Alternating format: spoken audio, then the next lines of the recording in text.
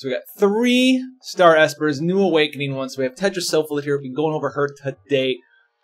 Not the most insane builds, but she does have couple things that she can do for you. She can help you dodge tanks. She can help you do a lot more damage. Now her summon multiplier is only a 230 times multiplier, I do believe, at 3-star form. You can double this with the summon reinforcement skill nodes here, but it's still not worth the time, not worth the effort going through and picking those up. So what we're going to do, we're going to make our way up to the all-important Bird Killer plus 75% here. Anything that you see with the white highlight is a node that's taken. Some of these other ones, like the HP plus 80% or 80 and 150, they look like they're not taken, but that's because the build calculator that we are using has them with a black background.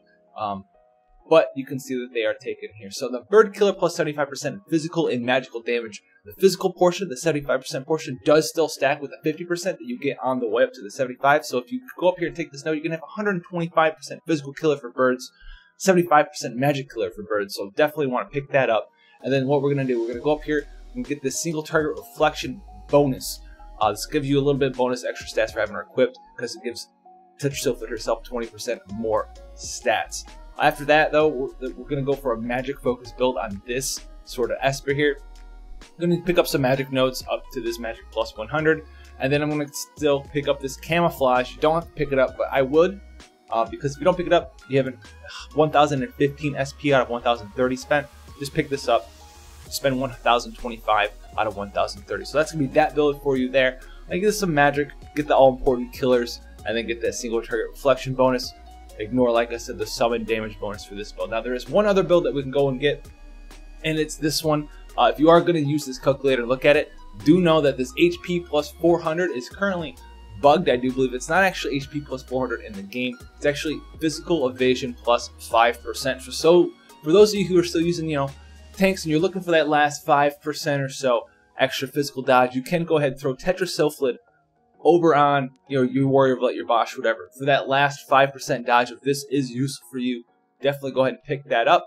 So you can go ahead and do that, and I'd still go over and get this 75% killer plus for birds for both physical and magical damage. You can still get the 50% as well, and you can still pick up the camouflage. You may say, I don't want camouflage on my tank. It does not matter if you're using a provoke tank. The camouflage will actually be overwritten by your provoke, so no worries there. And if you're using a recover tank, the camouflage actually helps you a recover tank single target attacks. If single target attacks do come out first, you're going to be much less likely to actually be the target of that attack, and so your recover will proc because someone else is going to get hit, so you'll be able to get that cover damage mitigation for physical magic damage as well. So that being said, this build here does use 1,030 out of 1,030 SP. Some of the other skills that we did not take today include, Bar Aeroga. You could take it, but there's other ways to get wind damage resistance via other effects. Not really worth the SP cost in my opinion. The killers are much better. The dodge is, going to be much better for you if that's something that you need. If you absolutely need 5% more dodge, look nowhere else other than get it here. The single target reflection, I'd only pick up the 1. And then she does get a new skill called Downburst, but it's a 3.0 wind elemental modifier, not worth the SP cost. You can see how expensive it is up here, 90 SP, and to take all these nodes to get up there, so that's not worthwhile in my opinion. All in all, though, she's got low attack, but just like we used Diablos back in the day when we're fighting a human or a demon or something like that, you put Diablos in your physical damage dealer, the killers matter the most, and then obviously she's got a bunch of magic. She almost hits like 8k magic. With the previous build, she goes over, she hits 8,100 magic with those killers. So definitely think about these two builds when you're building a tank with that need that last 5% dodge, which can come in super handy. Like maybe you don't have Ring of Lucii, but you have Saz's 20-sided dice. Well, this kind of could make your Ring of Lucii. You can make a Ring of Lucii out of Saz's TMR. Basically, you can make like a budget version of it, get that last 5%. But if you want to see more content, I'm going to have Item World stuff coming out today and tomorrow, as well as the Esper build guide for Diablos as well.